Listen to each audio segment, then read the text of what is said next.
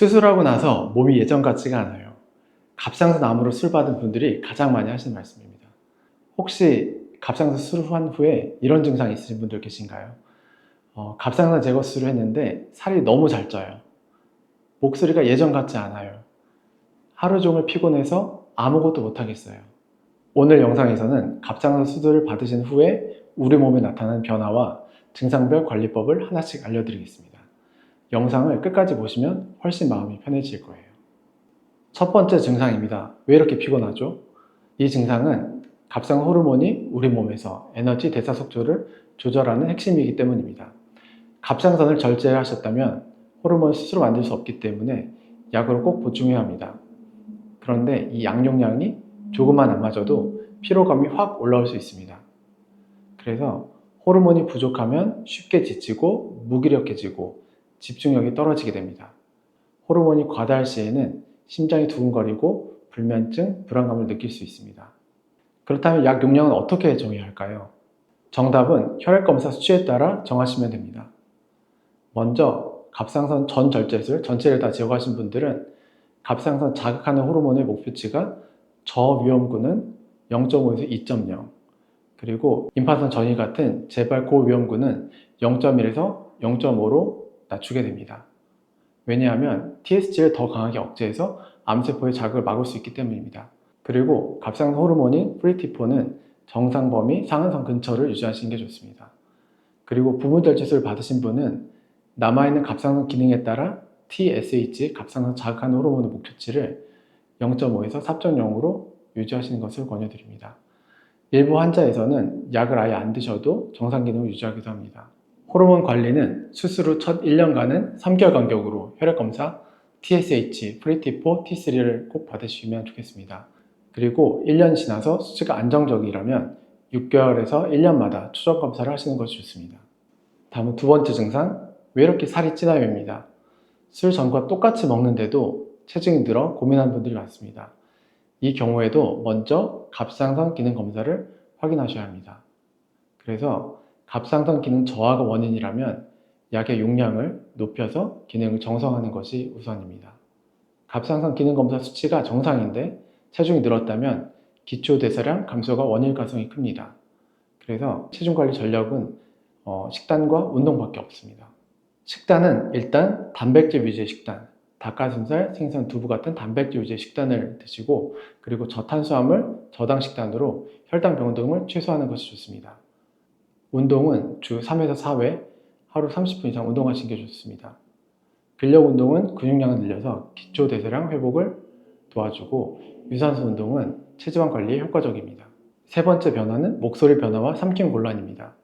수술 후에 목소리가 예전 같지 않고 침 삼키기도 힘들어요 라고 말씀하신 분들이 계십니다. 갑상선은 성대와 매우 가깝습니다. 그래서 수술 후에 목소리 변화는 흔하게 나타나는 부작용 합병증입니다. 성대 바로 옆을 지나는 신경이 수술 중에 부종이나 압박, 자극을 받아 일시적으로 쉰목소리가 생길 수 있습니다. 드물게는 신경 손상으로 목소리가 약해지거나 고음 발성이 어려워질 수도 있습니다. 삼킴 곤란 같은 경우에는 수술 부위 주변 조직의 부종이나 근육 긴장 때문입니다. 특히 큰 갑상선 결절을 제거했을 때 더 흔하게 나타납니다. 회복은 목소리 변화나 삼킬 때 불편한 것은 대부분 3에서 6개월 내에 자연적으로 회복이 됩니다.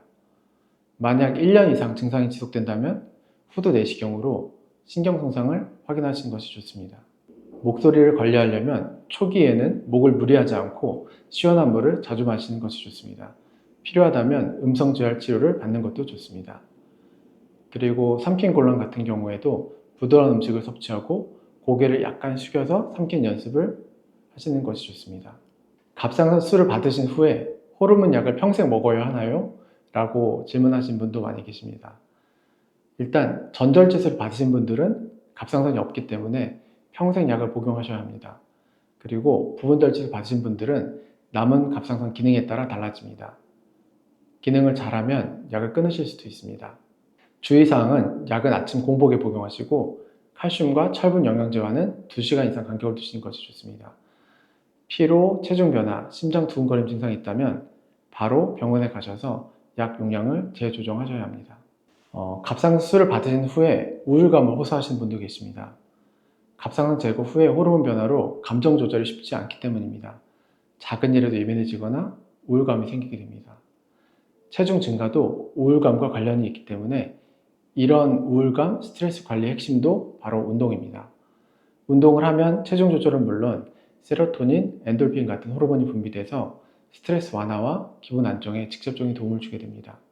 쉽진 않으시겠지만 하루 10분이라도 움직인다는 마음으로 시작하시는 것이 중요합니다. 영양제는 무조건 좋다는 영양제를 다량으로 복용하시기보다 혈액 검사 후에 결핍 여부를 확인하고 꼭 필요한 것만 보충하시는 것이 좋습니다. 중요한 영양제 3가지만 말씀드리면 비타민 D는 면역력, 피로회복에 도움이 되고 항암 효과도 있습니다. 그래서 재발을 막기 위해 혈중 농도 30 이상을 유지하시는 것이 좋습니다. 그리고 두 번째는 셀레늄입니다. 갑상선 호르몬의 생성과 전환, 그리고 항산화 작용에도 좋습니다. 하루에 200마이크로그램 전후로 복용하신 것을 권유드립니다. 그리고 아연입니다. 상처 회복과 면역력 강화에 좋습니다.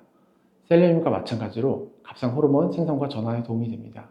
하루 8mg 정도 드시면 됩니다. 갑상선을 제거하면 몸 분명히 달라집니다.